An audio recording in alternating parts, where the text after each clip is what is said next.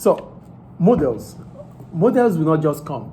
Economists, they use models because they want to arithmetically represent some theories. Theory are things that we consider to be true, that we can prove they are truth or we can refute them.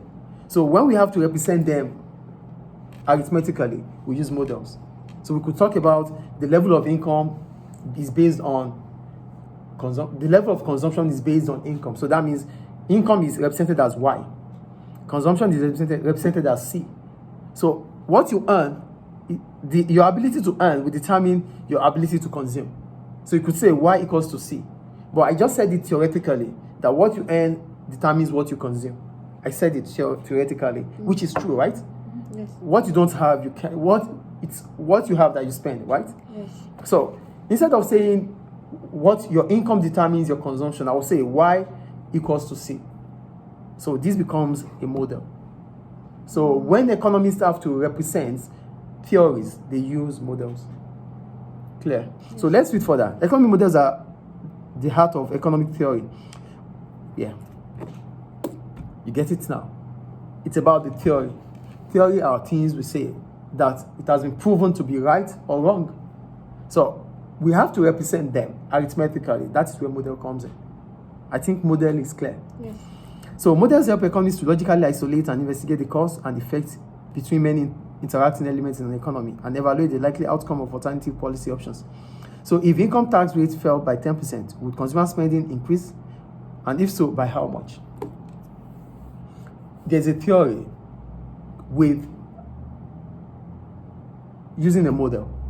So they said if income tax rates fell by 10%, what is income tax? The amount we pay on our earnings. Mm-hmm. So that is income tax. So yes. What you earn, taxes you pay on what you earn is income tax. From your salary.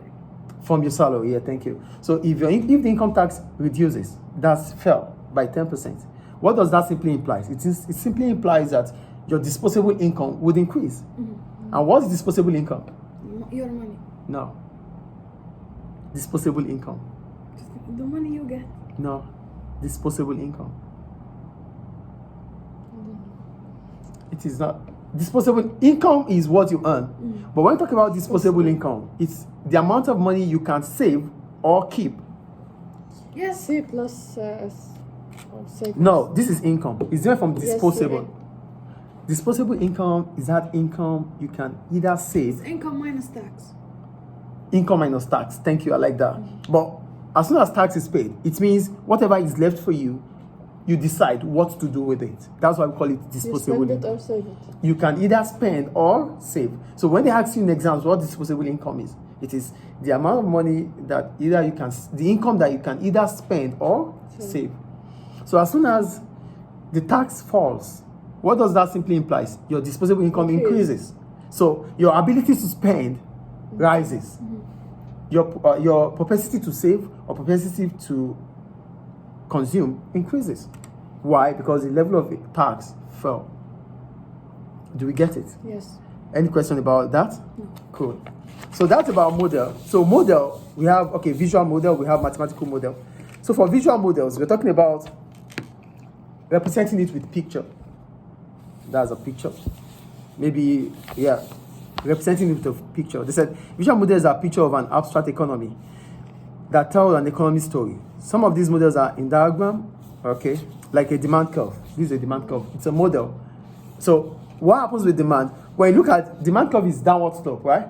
Yes. What does that simply imply? It simply implies that as soon as the level of income, or as soon as the price level falls, the quantity demanded increases.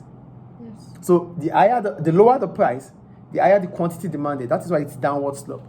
So it's a pictorial representation of a theory. The theory is the law of demand. The higher the price, the lower the quantity demanded, or the lower the price, the higher the quantity demanded. It's a model, which we represent through demand. So this is a pictorial representation.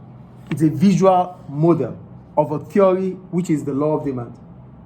Clear? Okay. So then we have the mathematical models. It's about finding numbers. So you represent them like I told you, Y equals to C. These are mathematical models. I think both are clear. Yes. So for model, it's arithmetical representation of theory. And we have the visual, which talks about pictorial representation, and we have mathematical, which is simply talking about how we represent each theory with some values, some figures. Clear? Yes. Any question about that? We'll move on.